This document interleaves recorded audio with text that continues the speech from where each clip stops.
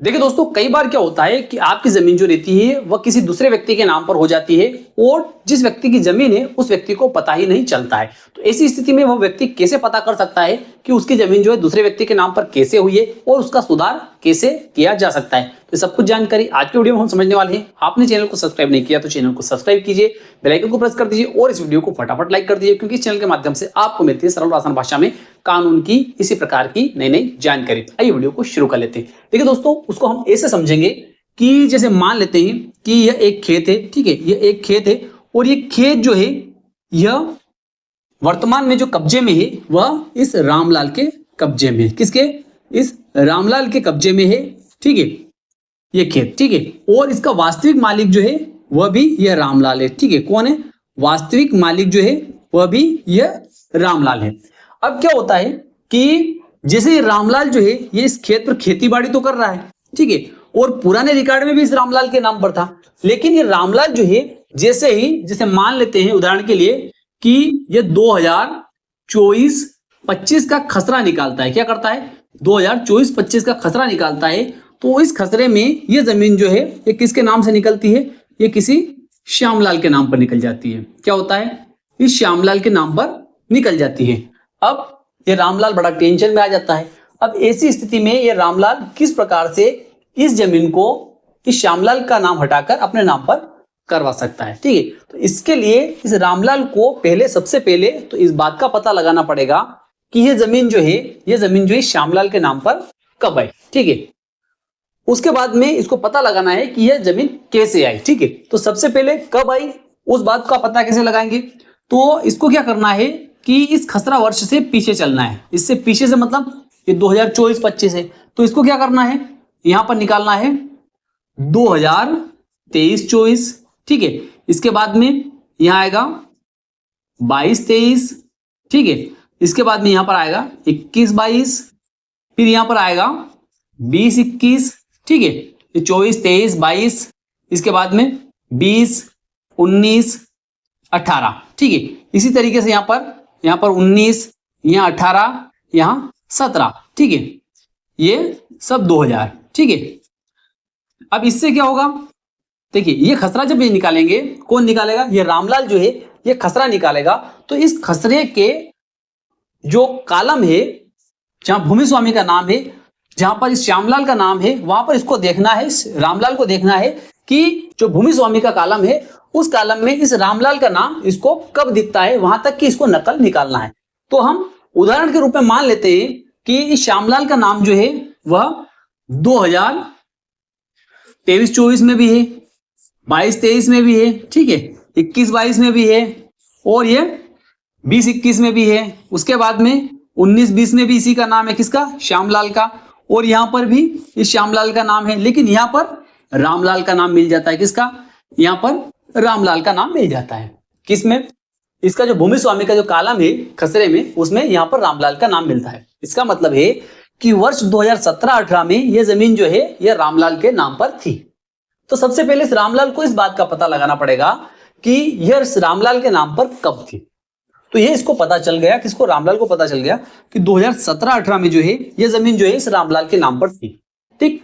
अब इसको क्या करना है कि इस खसरे के जितने भी इसने खसरे निकाले, ये सब खसरे निकाले ना, ये खसरे जो निकाले, इस खसरा का जो कालम क्रमांक 12 रहता है, ठीक है, ये महत्वपूर्ण कालम रहता है।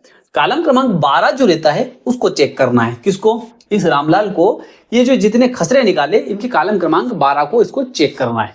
तो कालम क्रमांक 12 जो रहता है कौन से वर्ष का? 18-19, ठीक है, और 17-18, इनका कालम महत्वपूर्ण रहता है क्योंकि यहां पर रामलाल का नाम है और यहां पर श्यामलाल का नाम है, ठीक है।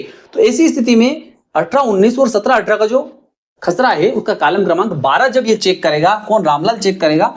और अगर उसमें किसी प्रकार का कोई प्रकरण पाया जाता है, कोई केस का नंबर उसमें लिखा हुआ पाया जाता है, कि जैसे उदाहरण के रूप में मान लेते हैं हम कि प्रकरण क्रमांक, ठीक है, प्रकरण क्रमांक 13/27 वर्ष 2018-19, ठीक है, और इसका आदेश दिनांक जो भी उसमें लिखा हुआ है कि इसके माध्यम से कोई प्रविष्टि हुई है या फिर इस आदेश के माध्यम से इस श्यामलाल का नाम जो एंटर हुआ है इस प्रकरण के माध्यम से हुआ है और रामलाल का नाम जो गायब हुआ है इस प्रकरण के माध्यम से हुआ है। इस प्रकार की अगर कोई प्रविष्टि वहां पर पाई जाती है, ऐसी स्थिति में इस रामलाल को क्या करना है कि इस प्रकरण की सर्टिफाइड कॉपी निकालने के लिए इसको नकल शाखा, राजस्व की जो नकल शाखा है वहां पर आवेदन देना है। ठीक है, जब ये प्रकरण अगर वहां पाया जाता है तो क्या करना है, इस रामलाल को क्या करना है, अगर वह प्रकरण जो है, ये प्रकरण जो है इसमें जो आदेश किया है वह समझना आप, है ना,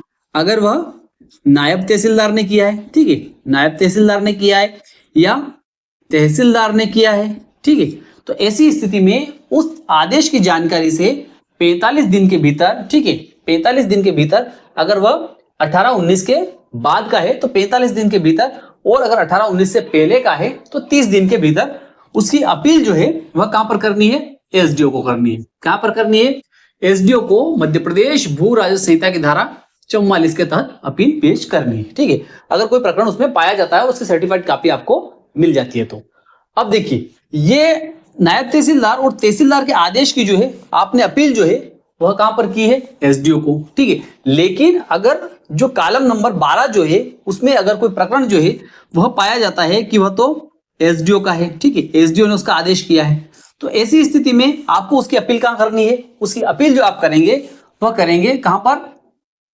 कलेक्टर को। ठीक है, कहां पर करेंगे, कलेक्टर को अपील करेंगे। लेकिन देखिए, अगर यह आदेश जो है यह एसडीओ ने पारित किया है लेकिन अपील प्रकरण में किया है, तो ऐसी स्थिति में उसकी जो सेकंड अपील होगी वह कहां पर होगी, वह कमिश्नर को होगी। ठीक है, वह अपील जो होगी, वह सेकंड अपील जो होगी वह कमिश्नर को होगी। ठीक है, अब यहां पर हमने प्रकरण के बारे में समझ लिया कि अगर कोई प्रकरण मिलता है तो उसकी अपील कहां कहां पर आपको करनी है। अब अगर कोई प्रकरण जो है उस कॉलम क्रमांक 12 में मिलता है, लेकिन जब आप उसके लिए नकल शाखा में आवेदन लगाते हैं, ठीक है, नकल शाखा में आवेदन लगाते हैं तो नकल शाखा वाले जो है उनका ऐसा कहना रहता है कि ऐसा कोई प्रकरण जो है हमारे यहाँ पर रिकॉर्ड शाखा में जमा नहीं है या ये प्रकरण जो है हमारे किसी दायरे में दर्ज नहीं है, इसलिए इस आवेदन अनुसार हम आपको कोई नकल प्रदान नहीं कर सकते। ऐसी स्थिति में आपको क्या करना है, तो देखिए, ऐसी स्थिति में आपको क्या करना है कि जो आपने आवेदन लगाया है, कहां पर, नकल शाखा में जो आपने आवेदन लगाया है उस आवेदन पत्र पर आपको नकल शाखा से यह टिप लगवानी है। क्या टिप लगवानी है कि जो वे बोल रहे हैं, जो नकल शाखा वाले बोल रहे हैं, ऐसी आपको टिप उस पर लगवानी है कि आपने जो आवेदन पेश किया है या इस आवेदन पत्र में जो प्रकरण नंबर वर्णित किया गया है, लिखा गया है, इस प्रकार का कोई प्रकरण जो है हमारे रिकॉर्ड शाखा में जमा नहीं है और नहीं वह हमारे दायरे में दर्ज है। ऐसी स्थिति में उसकी नकल प्रदान नहीं की जा सकती। ठीक है, तो इस प्रकार की टिप जो है जब इस आवेदन पत्र पर होगी तो आपको क्या करना है कि इस आवेदन पत्र की प्रमाणित प्रतिलिपि लेना है। क्या करना है, इस आवेदन पत्र की प्रमाणित प्रतिलिपि आपको लेने के लिए आपको फिर से एक आवेदन लगाना है। ठीक है, और इस आवेदन के माध्यम से आपको इस टिप लगे आवेदन की प्रमाणित प्रतिलिपि ले लेना है। अब उसका आप क्या करें, उसको भी मैं आपको आगे बताने वाला हूं। ठीक है, तो आपको उसका क्या करना है कि ये जितनी भी नकलें हैं आपकी, ठीक है, जैसा कि मैंने पहले बताया था आपको कि 2024-25, उसके बाद में 23-24, 22-23, 21-22, 20-21, 19-20, 18-19, 17-18, ठीक है, ये सभी खसरे जो है आपको ये भी लेना है, ये आवेदन की जो टिप लगा आवेदन जो है इसको भी लेना है, और उसके बाद में आपको क्या करना है कि उस आवेदन पत्र के आधार पर, ठीक है, ये आवेदन पत्र और इन खसरा के आधार पर आपको क्या करना है, मध्य प्रदेश भू राजस्व संहिता की धारा 115 के तहत आपको क्या करना है, एसडीओ के वहां पर, ठीक है, एसडीओ के वहां पर आवेदन लगाना है कि इस प्रकार का प्रकरण जो है इसके खसरा के कॉलम क्रमांक 12 में अंकित है, लेकिन ऐसा कोई प्रकरण चला ही नहीं है। इसके संबंध में हमने ये नकल शाखा से ये टिप लगा आवेदन पत्र की प्रमाणित प्रतिलिपि प्राप्त कर लिए, इसलिए इस व्यक्ति का नाम जो है, इस श्यामलाल का नाम जो है इस हमारे खाते में ऐड कर दिया गया है। ये अनाधिकृत प्रविष्टि है, इसलिए इसका नाम हटाया जाए, और 2017-18 में जो हमारा नाम था अर्थात इस रामलाल का नाम था, तो उस रामलाल का नाम इस 2024-25 में अर्थात वर्तमान खसरे में अंकित किया जाए। ठीक है, तो इस प्रकार का आवेदन जो है आप एसडीओ को मध्य प्रदेश भू राजस्व संहिता की धारा 115 के तहत त्रुटि सुधार के लिए लगा सकते हैं। ठीक है, इसके अलावा अगर हम मान लेते हैं कि जैसे हमने 2024-25 की नकल निकाल ली, ठीक है, उसके बाद 23-24 की निकाल ली, ये यहां से यहां तक के निकाल ली, लेकिन उसके कॉलम क्रमांक 12 में किसी प्रकार की कोई प्रविष्टि नहीं है, तो ऐसी स्थिति में आप क्या कर सकते हैं, तो देखिए ऐसी स्थिति में आपको क्या करना है कि यहां से यहां तक का जो खसरा है ये खसरा आपको लेना है। ठीक है, इसके अलावा आप प्रयास कर सकते हैं कि अगर ये 18-19 और 17-18 के बीच में यहां पर ही कोई गड़बड़ हुई है कि रामलाल का नाम हटके यहाँ पर श्यामलाल का नाम आया है, तो ऐसी स्थिति में आप तहसील कार्यालय में भी जांच करवा सकते हैं, राजस्व विभाग में आप जांच करवा सकते हैं कि इस वर्ष में दायरे में कोई प्रकरण है अथवा नहीं। अगर कोई प्रकरण पाया जाता है तो उसको आपको निकालकर उसकी अपील करना है, ठीक है। जैसा कि मैंने पहले बताया, इस प्रकार से आपको उसकी अपील करना है।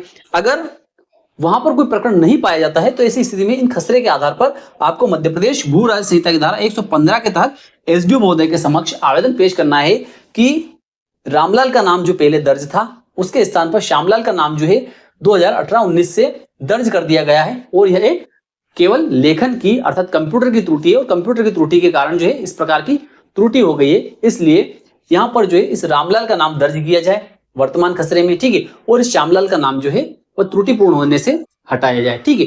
तो इस प्रकार से अगर आप आवेदन देंगे तो उसके बाद में क्या होगा कि संबंधित पार्टी जो है उसको भी नोटिस दिया जाता है। नोटिस देने के बाद उसको सुनवाई का अवसर दिया जाता है। अगर वह ये साबित कर देता है कि हाँ वास्तव में उसका नाम जो आया है वह विधिवत आया है, ठीक है। विधिवत का मतलब कैसे कि जैसे इस रामलाल ने ये जमीन जो है इस श्यामलाल को बेच दी, दान कर दी, विनिमय के माध्यम से दे दी, बंटवारे के माध्यम से दे दी, किसी भी प्रकार से अर्थात लीगल तरीके से विधिक तरीके से अगर इसको दे दी है तो ऐसी स्थिति में इसका नाम नहीं हटाया जाएगा। अगर ये श्यामलाल जो है वहां न्यायालय में उपस्थित होकर इस प्रकार का कोई दस्तावेज बता देता है या न्यायालय का समाधान कर देता है तो ऐसी स्थिति में तो नहीं हटाया जाएगा। लेकिन अगर ये श्यामलाल जो है यह न्यायालय में उपस्थित होने के बाद में किसी प्रकार का कोई कागज प्रस्तुत नहीं कर पाता है और न्यायालय का समाधान नहीं कर पाता है तो ऐसी स्थिति में इस श्यामलाल का नाम जो है वह उस खाते में से हटा दिया जाएगा और इस रामलाल का नाम उसमें दर्ज कर दिया जाएगा। तो मैं विश्वास रखता हूं कि आज की दी गई जानकारी आपको अच्छी लगी होगी। अच्छी लगी इस वीडियो को लाइक कर दीजिए, अधिक से अधिक लोगों को शेयर कर दीजिए। फिर मिलते हैं अगले वीडियो में, तब तक के लिए जय हिंद जय भारत।